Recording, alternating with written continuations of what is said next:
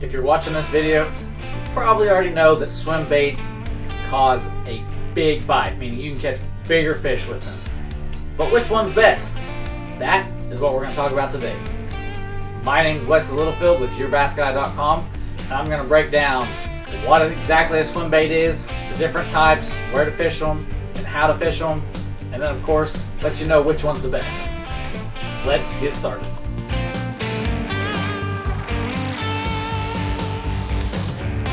First kind of swim bait we're going to talk about is a hard bait. It's very similar to like a crankbait, I would think. Many people would probably even mistake them for a crankbait because they're hard plastic like a crankbait, and you cast them out and retrieve them real similar to a crankbait. They do not typically have a bill where a crankbait will, unless it's a lipless crankbait. But the main thing is they're jointed. You can see this one moves back and forth. They're jointed, and they come in all kinds of different sizes. This is actually a relatively small one, and I've seen them go up to like rainbow trout size, so we're talking this much bigger. And glide baits are another name for them. They're the same kind of bait. Where to fish them? As you can see, it's got treble hooks, and that's not good in grass. That's not good around laydowns, but they shine like skipping it up under a dock or right on the edge of grass. So you've got the open water and where the grass meet right there along the edge. If you can keep it there, that is the place where these baits excel. How to fish it, you would think might be kind of straightforward, just casting it out there and retrieving.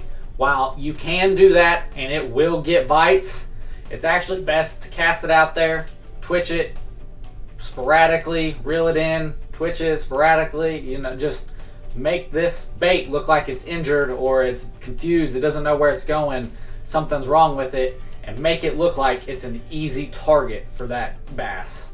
And that is what triggers the bites, not just because it looks like the food, but because it's acting like an easy meal that the bass can't refuse.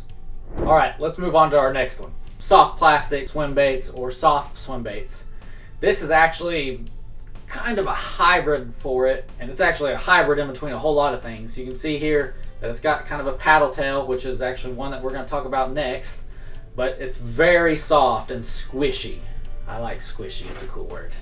But these are much better, specifically this one is better in grass and around cover, because hopefully you can see that, but it's got a guard over the hook here that helps keep that hook from getting caught on stuff that it doesn't need to get caught on. So fishing it in grass is okay. I still prefer to fish them along the edge of grass.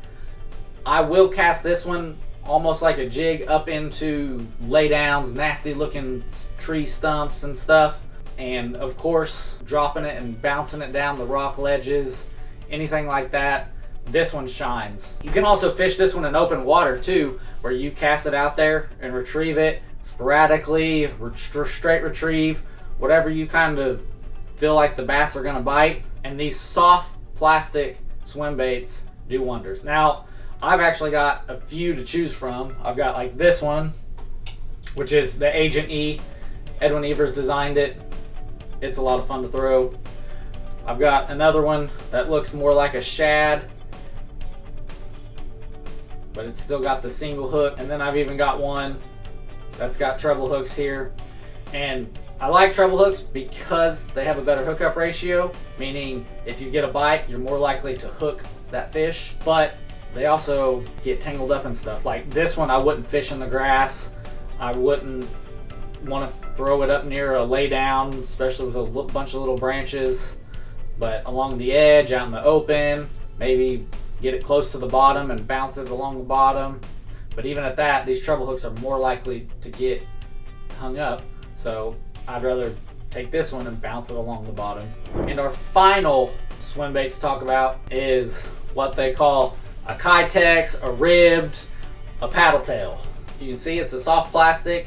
You're gonna Texas rig it, essentially. They also have swim bait jig heads, and that's what most guys do. So it'll end up looking like this, where the hook is coming out of it And this, in my opinion, is the best because it's the most versatile. They come in several different sizes as well, like all other swim baits, but you can do so much more with this. It's so much more effective across the entire country, whereas some of these, especially like hard plastic, bigger swim baits, they're really only good for like big largemouth in Florida and Texas, California, and parts of southern Oklahoma. You know, where there's big largemouth, these lures shine and are better. But as far as generally speaking, this is the best. It catches largemouth, spotted bass, smallmouth, and that is why it's the best. Now, where are we gonna fish this? Same place you'd fish any other swim bait.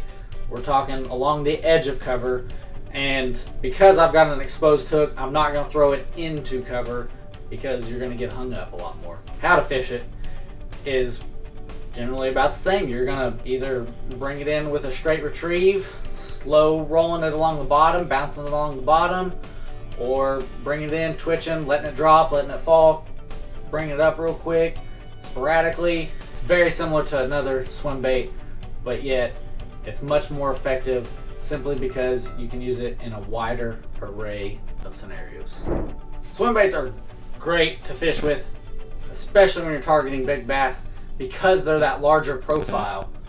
So if you're looking for a lot of bites, I suggest switching to soft body swim bait or paddle tail swim bait, a little smaller profile, because that smaller profile will allow the smaller fish to come up and hit it, and it won't scare them off, or they won't think, well, I can't get that. Now granted, I've caught some really small fish on bigger baits thinking, I have no idea how you thought you could eat this thing, little dude. But generally speaking, you're gonna get more bites on a smaller profile swim bait. Now when you're struggling to get bites, I actually suggest rigging up a soft plastic worm, and I've made a video which we'll bring up down below that teaches you all about how to rig a worm 7 different ways and a little bit how to fish it, and that is how I get bites when they stop biting a swim bait. Thank you guys for watching, and always remember that education is important,